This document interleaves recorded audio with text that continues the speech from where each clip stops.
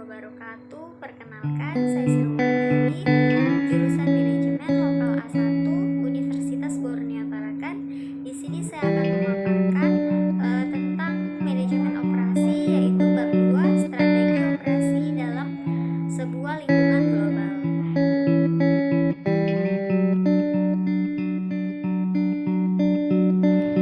Poin pertama yaitu strategi rantai pasokan global Boeing menghasilkan keunggulan yang kompetitif.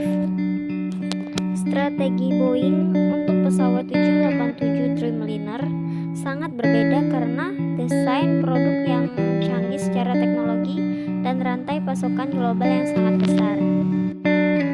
Selanjutnya, gambaran global dari operasi dan rantai pasokan. Keberhasilan manajer operasi saat ini memiliki sebuah gambaran global dari strategi operasi. Sejak tahun 1990-an, hampir 3.000 orang di negara berkembang telah mengatasi hambatan seperti budaya, agama, politik yang menghambat produktivitas. Selanjutnya ada 6 alasan operasi bisnis domestik yang kemudian berubah menjadi operasi bisnis internasional. Yang pertama, meningkatkan rantai pasokan. Yang kedua, mengurangi biaya, buruh tarif atau lain-lainnya. Yang ketiga, meningkatkan operasi. Yang keempat, memahami pasar. Yang kelima, meningkatkan produk. Yang keenam, menarik dan mempertahankan talenta global. Dan yang selanjutnya, mengembangkan misi dan strategi. Yang pertama, misi. Misi merupakan hasil dari pengidentifikasian misi untuk memuaskan sebuah kebutuhan, keinginan pelanggan. Yang kedua ada strategi. Strategi ini merupakan sebuah rencana tindakan dari sebuah organisasi untuk mencapai misi tersebut. Poin selanjutnya yaitu memperoleh keunggulan kompetitif melalui operasi, yaitu terbagi menjadi 3. Yang pertama, persaingan melalui diferensiasi.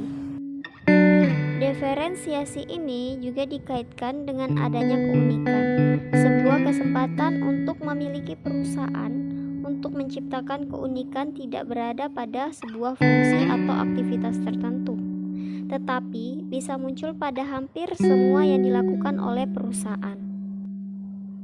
Yang kedua yaitu persaingan melalui biaya rendah. Salah satu pendorong dari strategi berbiaya rendah adalah sebuah fasilitas yang secara efektif digunakan. Southwest dan maskapai lainnya dengan strategi berbiaya rendah memahami hal ini dan menggunakan sumber daya finansial secara efektif.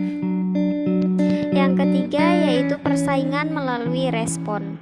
Strategi yang ketiga ini adalah respon.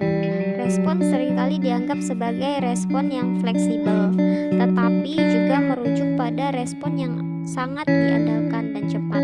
Bahkan kami mendefinisikan respon sebagai keseluruhan rentan nilai yang terkait dengan pengembangan dan pengiriman produk yang tepat.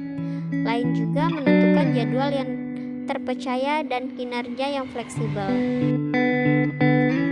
Dan selanjutnya ada masalah-masalah dalam strategi operasi, yaitu terbagi menjadi 2. Yang pertama, pandangan berdasarkan pada sumber daya.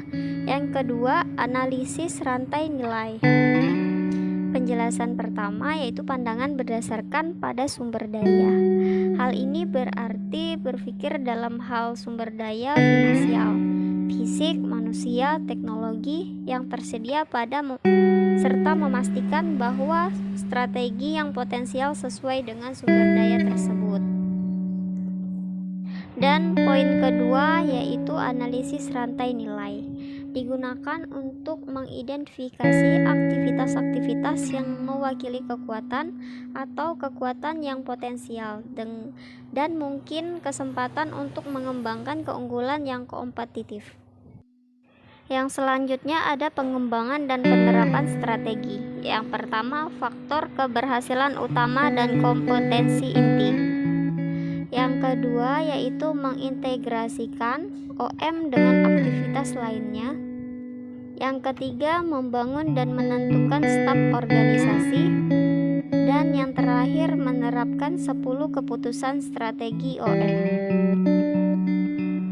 Dan yang selanjutnya ada perencanaan strategis, kompetensi inti, dan pengalih-dayaan, yaitu terbagi menjadi 3. Yang pertama, teori keunggulan komparatif, kedua, resiko pengalih-dayaan, yang ketiga, nilai penyedia alih daya, dan yang terakhir ada pilihan-pilihan strategi operasi global. Yang pertama, bisnis internasional, yang kedua, korporasi multinasional, yang ketiga, strategi internasional, keempat, strategi multidomestik, yang kelima, strategi global, dan yang keenam, strategi transnasional. Ya, mungkin segitu saja yang dapat saya sampaikan. Terima kasih atas waktunya telah menonton video ini. Thank you.